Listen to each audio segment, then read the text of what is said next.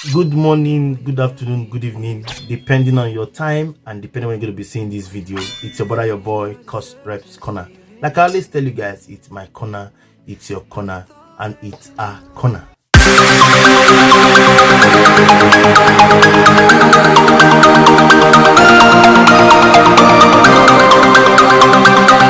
NADECO hereby, as a first step, formally severs its relationship with Senator Bola Ahmed Tinubu as a former founding member of NADECO USA for his participation in the worst electoral fraud in Nigeria's recent history.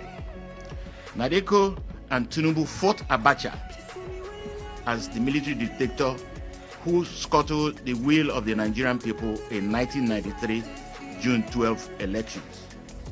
Ironically, exactly 30 years later, in 2023, NADECO is fighting the same species of dictatorship, but only this time a much more dangerous civilian dictatorship, a kleptocracy mostly perpetuated by one of those who fought Abacha then. NADECO will not look the other way simply because the fraud was perpetrated by one of its founding members. In registered voters. So approximately 6 million people were registered. They just didn't bother to get their voting card. No one knows why. It just happens. But what's fascinating is, if you consider it true that 87.2 million people had PVC voting cards and could have voted,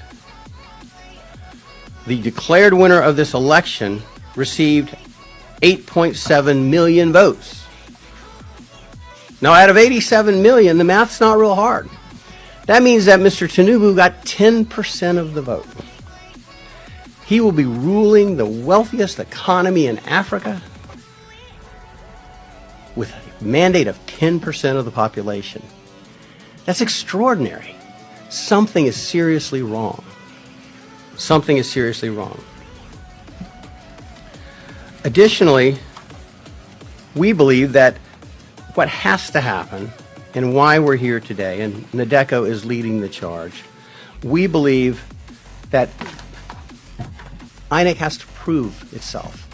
It has to prove the results it announced were true and were real. There are 176,600 polling stations. That's a lot of polling stations. INEC's rules required each polling station to collect the votes, count the votes, and they do it the old-fashioned way. They get the paper votes, they count them. They put them in stacks for each of the primary candidates. They were to gather those results, publish the local results, and then transmit the results. And ultimately, they would go to Abuja and be certified. Well, what happened was they published some of the results early on, and then they took them down. And so what they have is something that looks a little bit like this, scribbling, when it used to look like this, where it was written. Someone didn't like the results. That's what appears to have happened. Dr. Ogebe observed it happening. So what we have is vote rigging, vote buying, and bribery. So despite INEC's efforts, nothing good happened. And we're back to the same old thing, the same old efforts. So what do we do?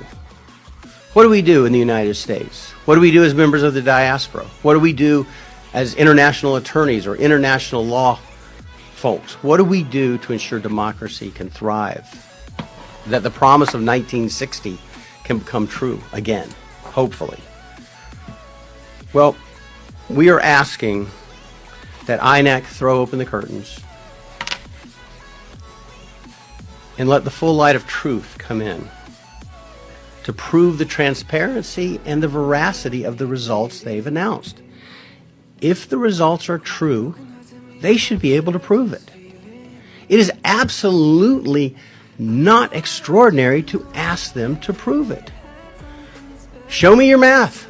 We've all gone to school. Show me your math. You've got a number. Show me how you got to that number. Prove what you did. There can be no debate that the initial investigations indicate that they were savaged. The rules were savaged. The rights of the electorate were savaged. It was polluted by blatant and widespread corruption. As Dr. Lloyd said, the four horsemen of democracy's doom, bribery, intimidation, insecurity, and vote rigging, appeared to trot and run roughshod all over the nation. They were harnessed to skew the results. We, NADECO, call upon the people of Nigeria to act peacefully, but to demand that proof be provided to them, that INEC prove the results they've announced.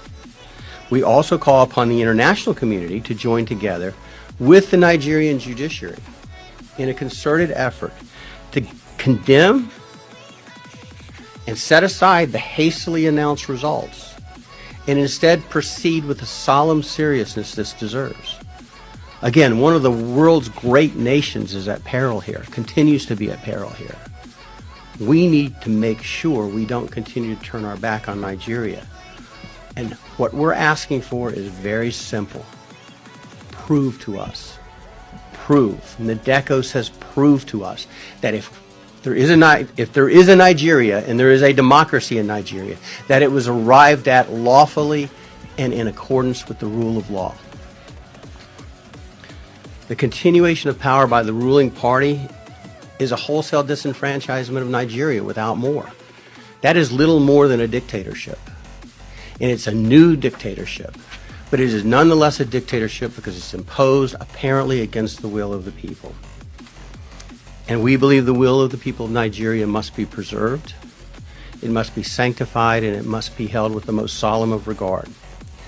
This event is designed to lead a global call to action, to address INEC's duplicity, and to make sure that the truth is told, and that what happened is exposed, and the next steps can be taken. And I, for one, I know there was a lot of skepticism. I've appeared in this, well, a few rooms over a few years ago on the Uzodimma issue. I was involved in drafting briefs that were filed there. The Nigerian judiciary cannot always be relied on to do the right thing in elections. But I take a little bit of hope. You've got to be an optimist. You have to be an optimist.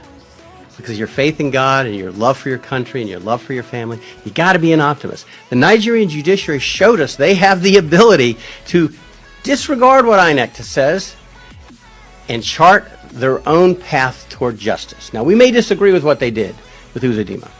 Certainly, Ihedioha disagrees, and my clients did, but they have that ability. So the Nigerian judiciary, there's a small spark of hope. The recent ruling to free Mazi Nnamdi Kanu and to impose a substantial fine of 1 billion naira for his wrongful retention, that gives you hope. I believe the Nigerian judiciary can do the right thing. But if they don't, we also believe that the international community has a burden. It's far too long disregarded the great Nigeria. We cannot turn our back. The will of the people of Nigeria must be preserved. Thank you.